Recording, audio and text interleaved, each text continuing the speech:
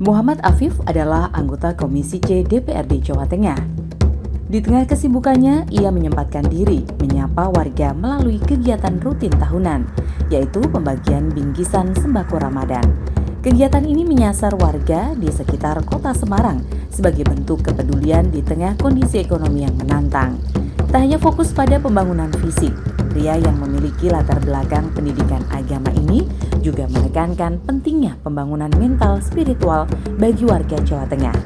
Ia berharap masyarakat tak hanya sejahtera secara ekonomi, namun juga memiliki ketenangan batin dalam menjalankan ibadah. Halo, Assalamualaikum warahmatullahi wabarakatuh. Pemirsa Proaktif kembali menyapa Anda dan kali ini kita akan mengikuti kegiatan salah satu anggota DPRD Provinsi Jawa Tengah, Bapak Muhammad Afif dari Komisi C.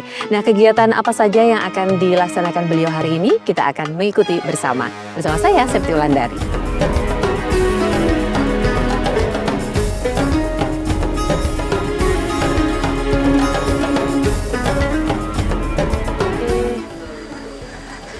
Waalaikumsalam, Mbak. Iya. Wah, ini lagi banyak penggemarnya nih, Pak Afif. Iya, ini kegiatan kami salah satunya. Oke, ini hari ini kegiatan Pak Afif cukup padat. Iya. Saya boleh mengikuti kegiatan hari ini ya, Pak ya? Iya. Oke, yang lagi rame ini kegiatan apa ini, Pak hari ini? Ini kegiatan bagi bingkisan lah. Ini adalah kegiatan yang rutin setiap tahun. Biasanya kami bagi di bulan suci Ramadan. Oke, ini sebenarnya apa tujuan untuk pembagian sembako ini di bulan Ramadan gitu ya, dan rutin dilakukan ini untuk? Iya, kami ini kan dididik untuk membuat orang lain senang gitu. Itu satu, dan yang kedua kan kami membagi ini tujuannya kan untuk ya meringankan ya beban di antara mereka, terus mereka juga insya Allah akan bisa menjalin persaudaraan dengan baik dengan kita itu. Oke, ini Pak Afif ini kan memang jadi anggota Dewan ini mewakili di Dapil 1 ya Pak ya, di Dapil 1 Jawa Tengah. Khususnya di konstituen Bapak sendiri selama ini apa sih yang biasanya memang mereka harapkan untuk diperbaiki atau mereka harapkan untuk ada peningkatan itu ya seperti apa selama ini yang ketika Bapak ke lapangan gitu? Kalau ketika di lapangan ini sebenarnya kan banyak aspirasi ya. Terakhir ini kan dengan isu kenaikan pajak kendaraan bermotor ini kan mereka mengeluh, mereka ya menjerit gitu kan.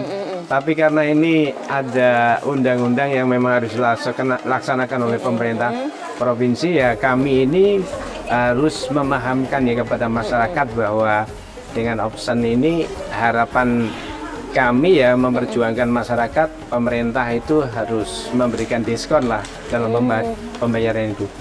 Kemudian yang kedua itu kan bahwa pembangunan itu yang diharapkan oleh masyarakat kan pembangunan di seluruh bidang ya, tidak hanya pembangunan fisik, tetapi juga pembangunan mental spiritual itu kan, itu yang bisa mengendalikan emosi mereka, hawa nafsu mereka ya, sehingga kota Semarang ini menjadi kota yang aman, tentram dan kondusif. Nah, kalau untuk seperti yang tadi Bapak sampaikan bahwa pembangunan itu tidak hanya fisik saja, tetapi juga sebenarnya pembangunan mental, pembangunan manusia itu juga sangat penting. Selama ini kalau Bapak melihatnya di masyarakat kita, apakah itu memang masih kurang diperhatikan dan itu menjadi concern Bapak ke arah situ atau seperti apa? Iya, menurut saya dan ada yang kurang lah itu di pembangunan manusia ini agar memiliki mental spiritual yang bagus ya. Maka kami kebetulan kan berlatar belakang pendidikan agama ya, mau tidak mau harus memainkan peran kami ya, bagaimana masyarakat itu mendapatkan pencerahan, mendapatkan ilmu, wawasan ya, kalau yang beragama Islam wawasan keislaman agar kehidupan mereka itu bisa menjalankan ajarannya, dan dengan menjalankan ajaran itu kan nanti masyarakat akan menjadi baik. Dengan pemerintah eksekutif sendiri gitu, kaitannya dengan apa yang Bapak usahakan ini ada apa ya, ada semacam sinkron nih gitu atau iya, tidak apa itu? Kami bersama fraksi yang lainnya ya membantu ya kegiatan Pak Gubernur dan Wakil Gubernur bagaimana program-program pembangunan ke arah mentalitas, kemudian ke arah pendidikan itu harus terus digalakan. Nah, ini kan kegiatannya cukup padat ya Pak ya di bulan Ramadan ini. Nah, hari ini kegiatan Bapak apa saja nih yang mungkin bisa saya ikutin ya Pak, izin ya Pak ya? Oh iya, yang pertama hari ini adalah kegiatan bagi sembako kepada Yang sekarang ini sedang ya sudah kita laksanakan. Kemudian yang kedua takjil ya. Kemudian ada lagi tadarus yang di malam hari dan biasa setelah tarawih itu ya. Saya izin untuk mengikuti kegiatan Bapak hari ini ya. Hari ini bagi sembako dan warganya masih kumpul di sini. Ada kajian juga katanya hari ini ya Pak ya. Ada Iya, kajian dan kita mungkin geser ke- sampai nanti malam. Kehadiran Afif pun disambut hangat. Salah satu warga, Muhammad Junaidun, menyampaikan rasa terima kasihnya atas bantuan yang diberikan, sekaligus menitipkan aspirasi terkait perbaikan fasilitas umum seperti pengaspalan jalan dan lampu penerangan. Gimana Pak hari ini menerima sembako dari kegiatannya Bapak Afif? Alhamdulillah sangat senang sekali kita bersama tetangga yang lain mendapatkan bantuan ini, mengucapkan terima kasih dan sangat membantu. Selama ini apa sih yang jadi aspirasi dari bapak-bapak dan juga warga sini yang kemudian sudah dititipkan nih ke Pak Afif gitu? Alhamdulillah aspirasi yang sudah dikerjakan oleh Pak Afif itu pengaspalan jalan, terus lampu penerangan di sekitar wilayah sini. Dan juga sudah ada bantuan-bantuan berupa PIP dan juga bantuan-bantuan yang kita gunakan berhari-hari seperti inilah bingkisan inilah. Terima kasih sangat. Dan mungkin ada kekurangan aspirasi yang belum tersampaikan, masalah ini air kalau hujan ini kan waktu hujan ya, jadi air kadang selokan meluap, itulah yang masih jadi masalah. Oke, masih jadi aspirasi yang diharapkan bisa segera diatasi ya. Sudah disampaikan ya itu ke nanti kadang-kadang kita itu aspirasinya itu pertemuannya kurang-kurang setahun itu berkali-kali. Jadi nanti kalau ada pas pertemuan nanti insya Allah bisa disampaikan. Oke, baik. Terima kasih Pak Junaidun. Semoga bisa beraktivitas kembali. Terima kasih. Terima Bapak. kasih.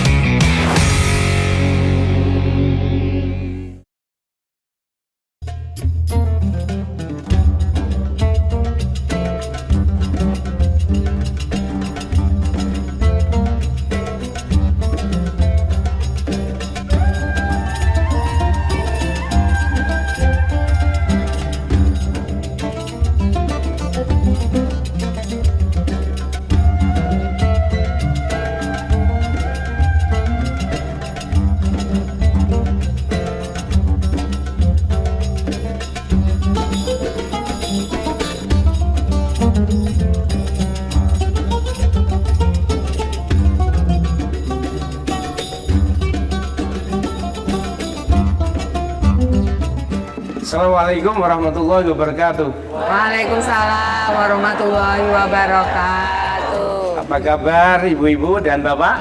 Alhamdulillah. Alhamdulillah, semuanya sehat ya. Alhamdulillah. Alhamdulillahirabbil alamin wassalatu wassalamu ala asrofil anbiya wal mursalin wa ala alihi washabbihi ajmain amma ba'd. Bapak Ibu dan saudara sekalian yang dirahmati Allah, alhamdulillah kita masih diberi kesehatan dan kekuatan oleh Allah Subhanahu wa taala untuk menikmati bulan suci Ramadan ini, bulan yang penuh keberkahan. Salah satu keberkahannya adalah Ramadan merupakan bulan perubahan, mengajak umat Islam untuk melakukan perubahan dalam hidupnya agar baik dan lebih baik. Ketika perubahan itu terjadi pada diri kita, Bapak Ibu, insya Allah kita ini akan menjadi orang yang baik, yang memiliki kecenderungan kepada kebaikan. mencintai kebaikan, berorientasi pada kebaikan yang ditentukan oleh Allah, mengamalkan kebaikan, menegakkan kebaikan, dan terus menyebarluaskan kebaikan dimanapun kita berada dalam situasi dan kondisi bagaimanapun. Nah, oleh karena itu, agar perubahan ini terjadi, kita di bulan suci Ramadan ini harus melaksanakan amaliyah Ramadan dengan sebaik-baiknya. Kita terus mendekat, memohon kepada Allah SWT bagaimana perubahan itu terjadi pada diri kita. Perubahan itu akan terjadi pada diri kita menurut Allah SWT di dalam surat Ar-Ra'd ayat 13, innallaha la yughayyiru ma biqaumin hatta yughayyiru ma bi anfusihim. Artinya sesungguhnya Allah SWT tidak akan merubah apa yang ada pada kaum sehingga mereka mau merubah diri mereka. Oleh karena itu, berdasarkan ayat ini, perubahan itu akan terjadi apabila kita meyakini perubahan itu hak prerogatif Allah dan kita harus mendekat pada Allah SWT. Terima kasih, demikian kajian yang bisa saya sampaikan. Mudah-mudahan ada manfaatnya dan mudah-mudahan Allah SWT memberkahi kita semuanya. Wassalamualaikum warahmatullahi wabarakatuh. Waalaikumsalam warahmatullahi wabarakatuh.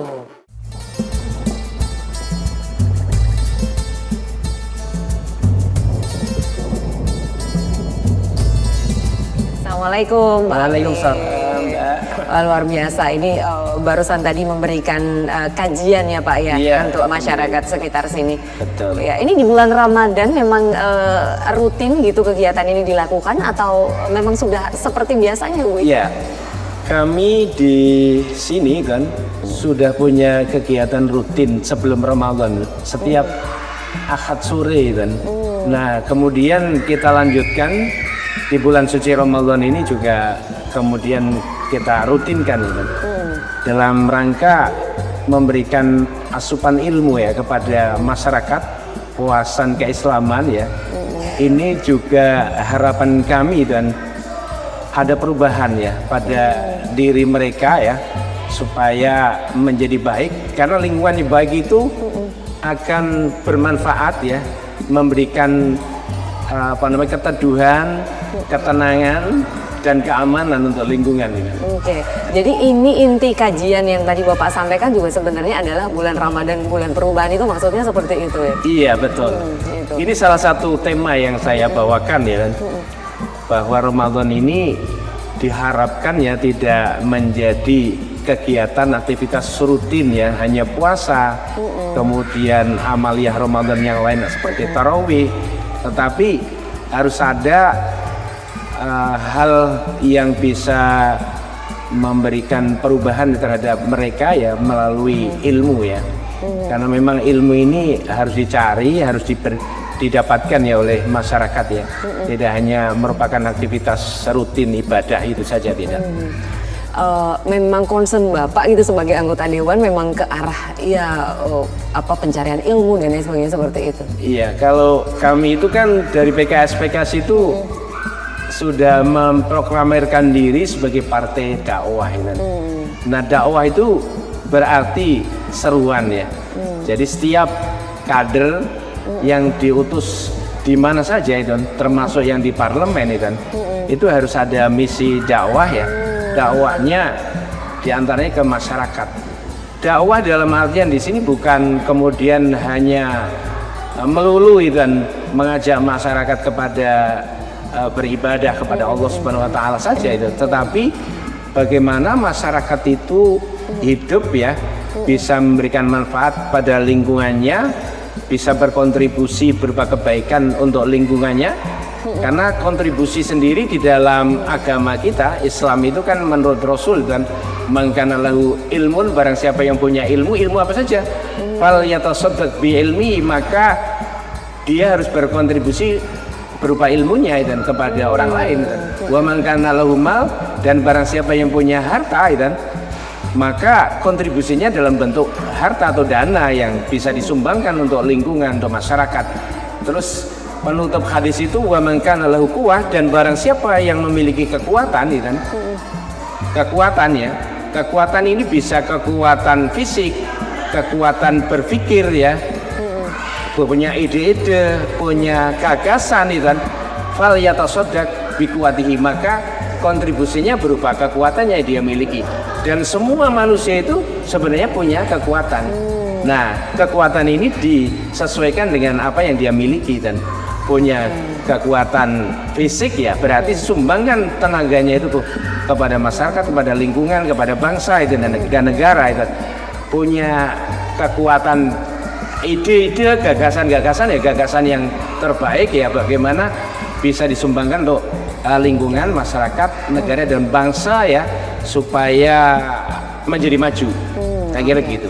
Nah, dalam perjalanan ini sebagai anggota dewan yang kemudian juga masih rutin memberikan kajian-kajian gitu ke masyarakat, ada nggak sih Pak pendekatan-pendekatan tertentu yang dilakukan, atau barangkali ada justru ada kendala atau apa gitu ya ketika melaksanakan hal ini?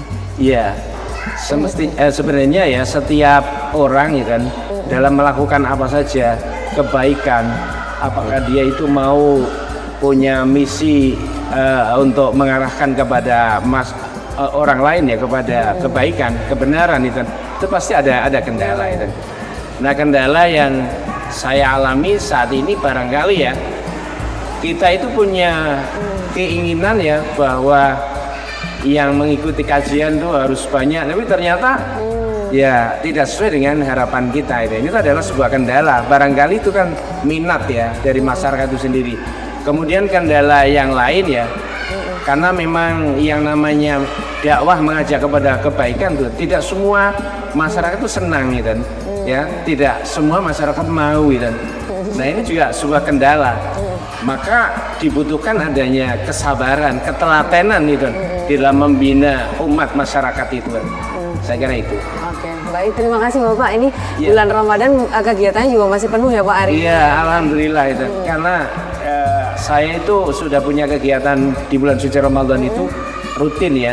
Ada tarling, kemudian ngisi kultum, kemudian Jumatan juga ada ya, dan kemudian kajian rutin, kemudian ada lagi kegiatan yang bersifat sosial ini, ada takjil ya. Iya, oke. Dan ini kita izin nanti kita masih mau mengikuti kegiatan Bapak ya di bulan Ramadan saat ini ya Pak ya. Oke, baik, terima kasih.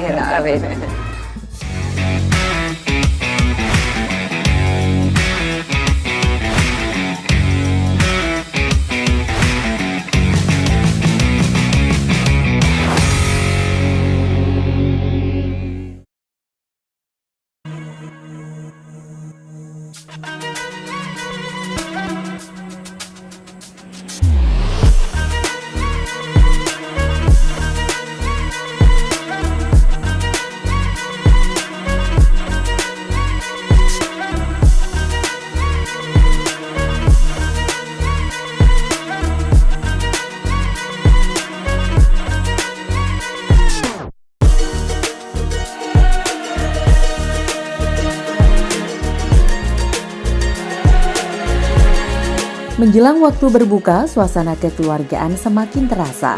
Muhammad Afif dikenal sebagai sosok yang tak memiliki jarak dengan konstituennya. Baginya, menjadi wakil rakyat bukan sekedar jabatan formal, melainkan amanah untuk menjadi pelayan masyarakat yang hadir langsung di tengah mereka.